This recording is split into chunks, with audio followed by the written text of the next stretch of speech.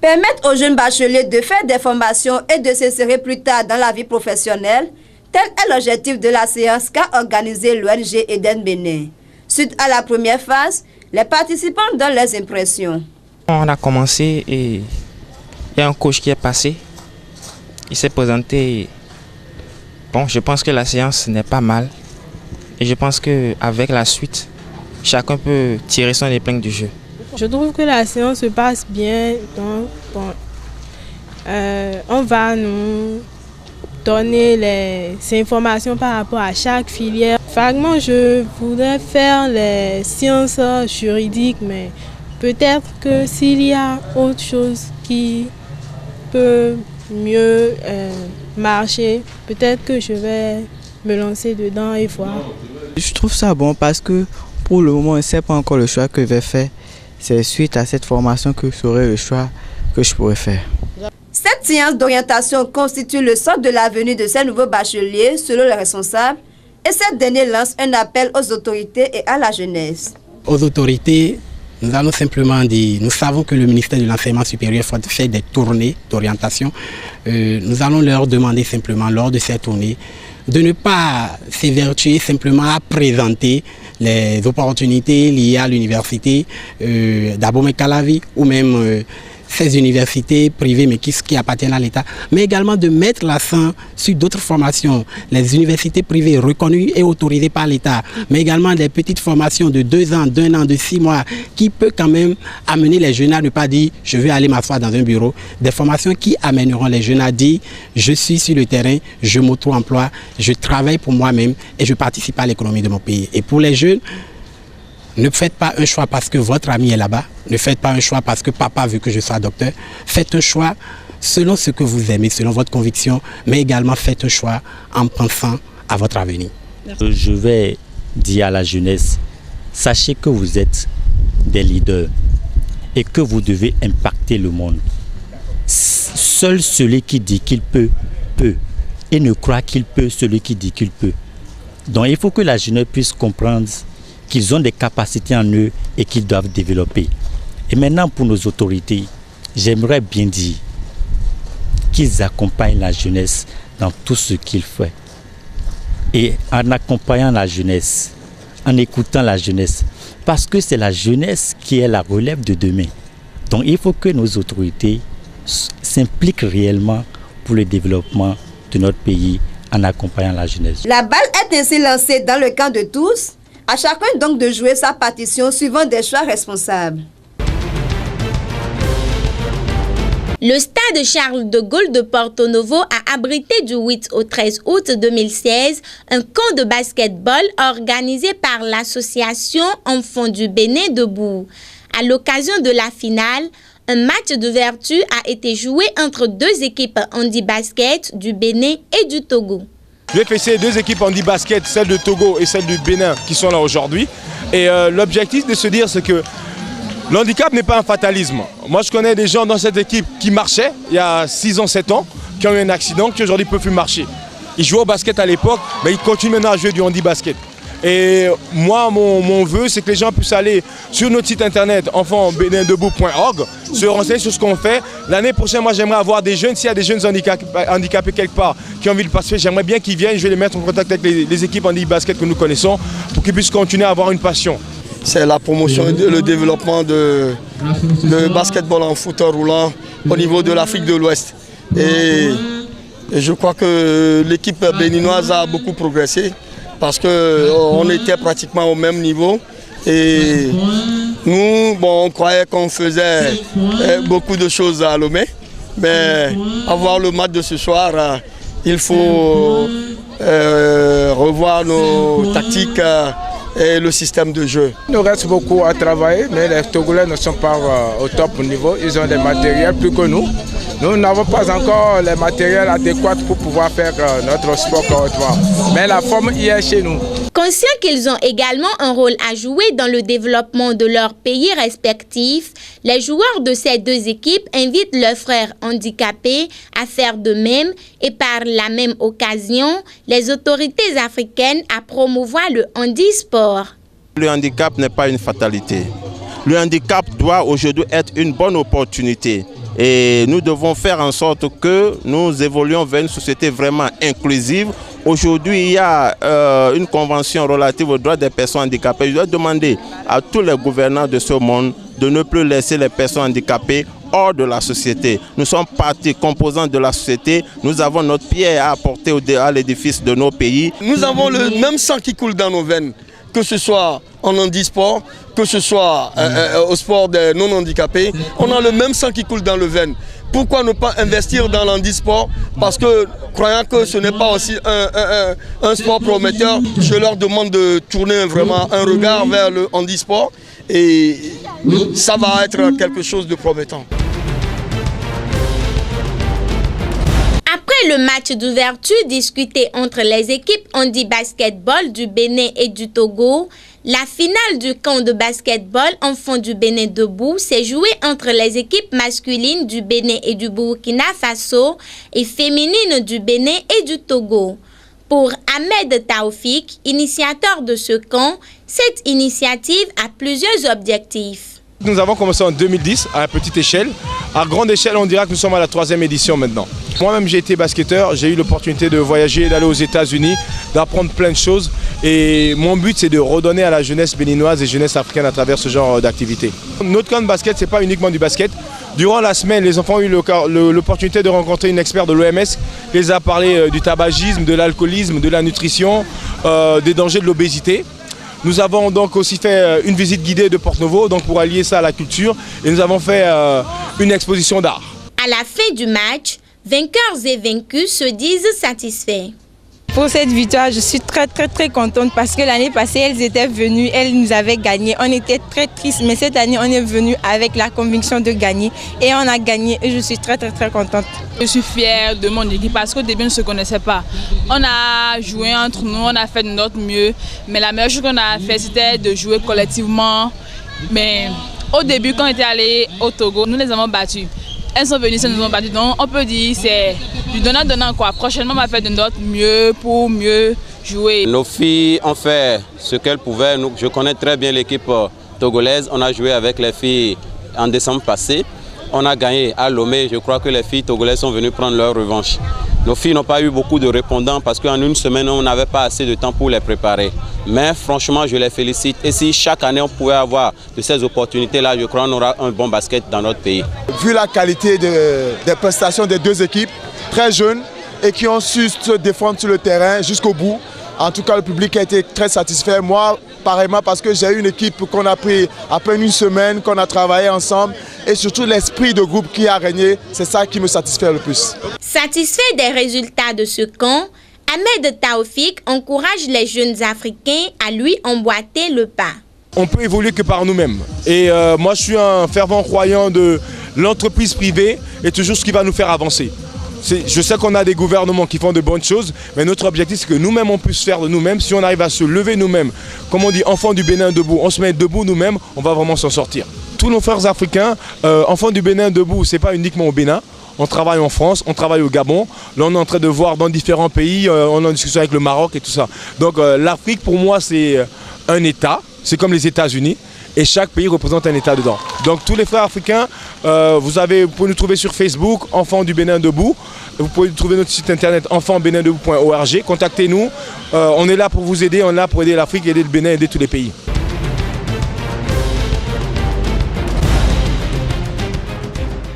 Contribuer au développement du basketball en Afrique en l'honneur de Salamatou Maïga, tel est l'objectif du tournoi de basketball 3 contre 3 organisé les 13 et 14 août 2016 au stade de l'Amitié Mathieu Kérékou de Cotonou. C'est une première initiative que nous avons lancée et nous avons constaté qu'il y a un engouement. Donc actuellement nous avons 6 pays qui ont participé à cette première édition. Il y a le Bénin, il y a le Togo, il y a le Nigeria, le Niger, la Côte d'Ivoire et le Mali même. Donc nous avons lancé l'initiative et nous avons constaté que ça a porté. Les capitaines des différentes équipes participantes ainsi que leurs coachs livrent leurs impressions respectives. Moi j'ai vraiment bien aimé le tournoi. On a fini 3e et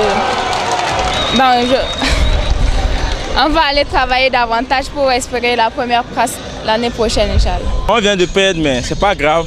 il nous reste encore à bosser, mais on promet que les années à venir, on va donner le meilleur de nous-mêmes. On est très contente, voilà. On a déjà fermé les points forts de l'équipe du Nigeria et on est déjà contente, voilà. The competition was nice, even if we did not win.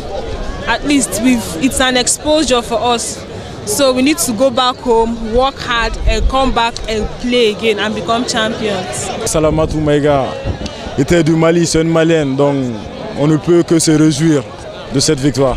À défaut de la coupe, Dieu l'a voulu ainsi. Bon, vraiment, moi je pense que c'est une bonne prestation. On ira travailler davantage pour améliorer le niveau des jeunes, de sorte que prochainement on puisse prendre la coupe.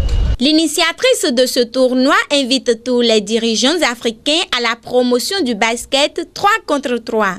Le sport vraiment joue un grand rôle dans la vie de cette jeunesse-là. Parce que le sport, c'est complet.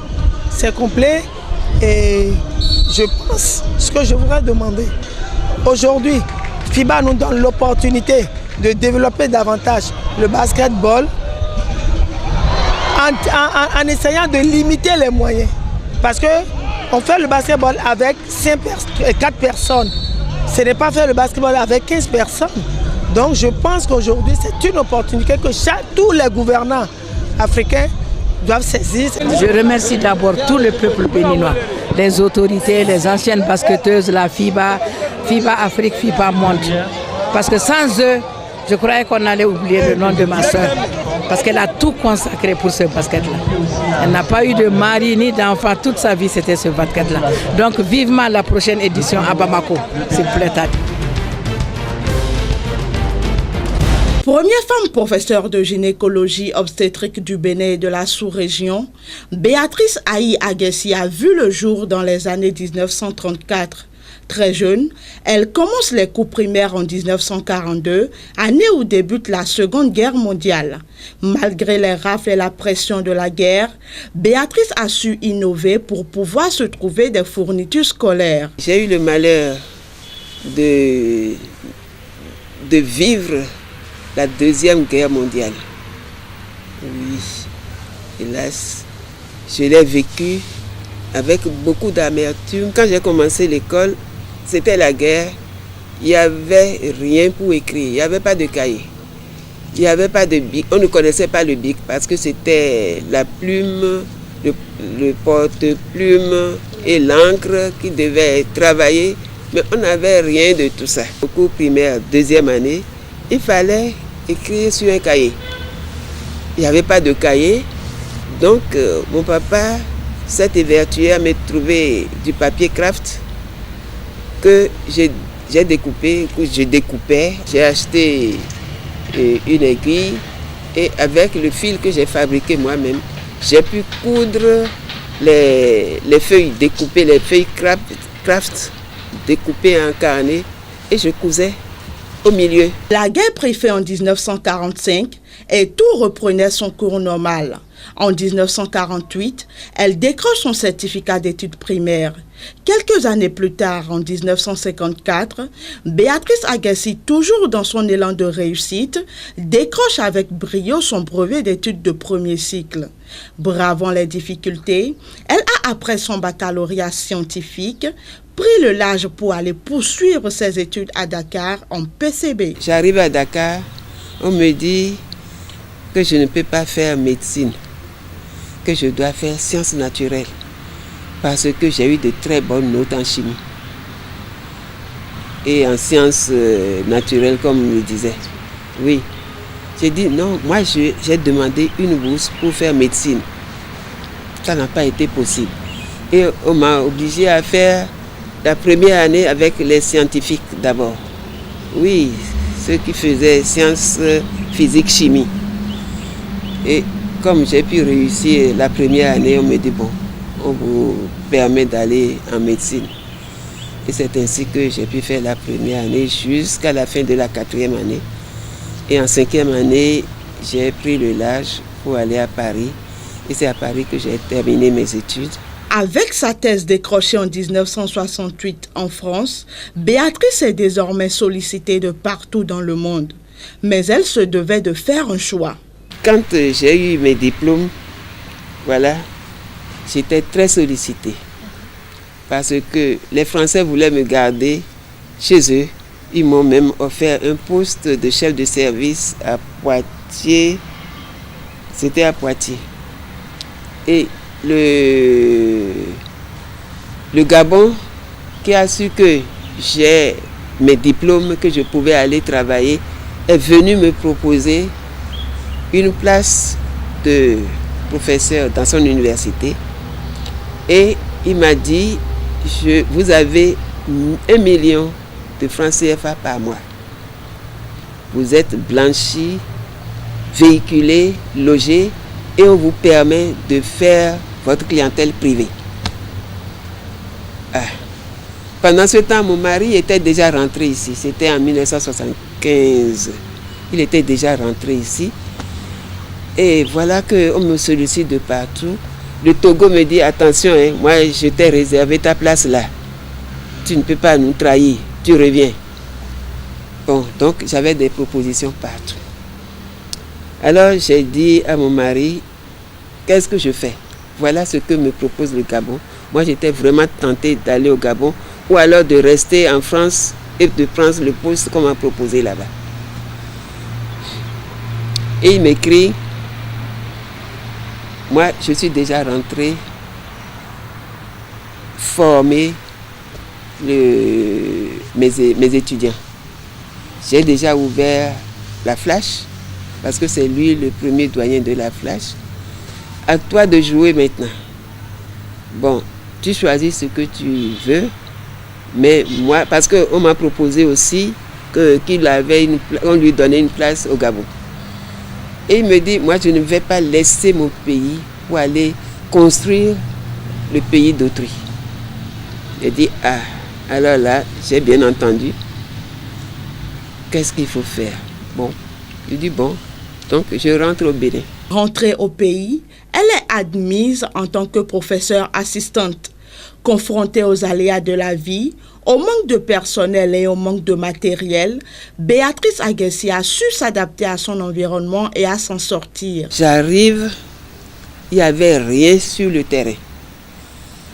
Il n'y avait que la maternité Lagune, qui était de nom seulement, parce que dans cette maternité-là, il y avait mon aîné Hassani. Il était le seul. Et à côté, il y avait le professeur Ali Khounou qui était rentré avant moi. Il a réussi à se faire affecter au CNHU. Et il fallait construire la Cugo. La Cugo n'existait que sur papier. Et c'est là qu'on m'a envoyé. Il fallait construire la Cugo. Donc, en tant qu'assistante, je devais donner des cours. Je devais préparer les consultations, faire les consultations. Je devais opérer. J'avais trop de choses à faire. Et pourtant, je me suis dit, il faut que ça marche. Donc, j'ai accepté d'aller à la Cugo et nous avons dessiné les plans de la Cugo ensemble, Ali Khounou et moi, plus les quelques infirmières et sages-femmes qu'on nous avait affectées.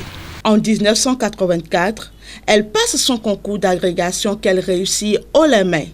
1 an après cette réussite, Béatrice est affectée à la maternité Lagune. J'arrive là-bas et c'était un tas d'ordures.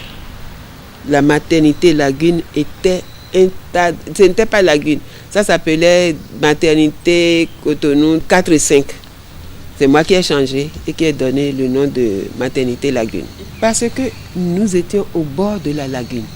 Et on est toujours là. Quand vous rentrez à la maternité, vous pouvez mettre le pied dans l'eau, derrière.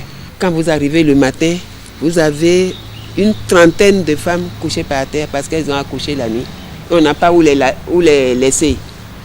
Donc il fallait faire rapidement le tour des lits et puis les loger là.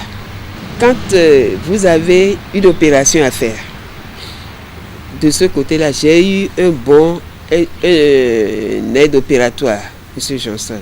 Il travaillait bien. Mais quand vous êtes en train de travailler là, il y a coupure. Il n'y a pas de groupe, électrogène.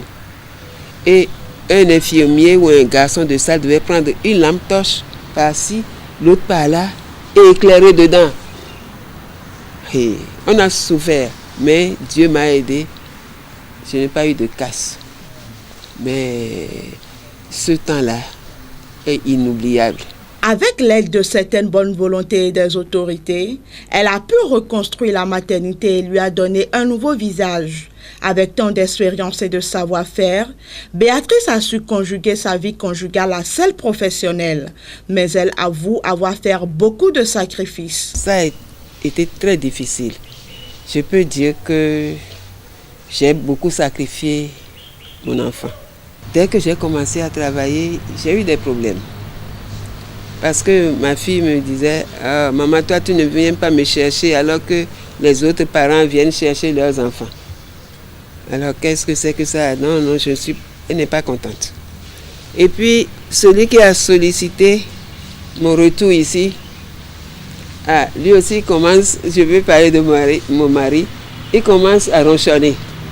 Il dit, mais on partait ensemble, parce que lui, il était douanier à Calavi. Moi, je devais continuer sur la Cugo.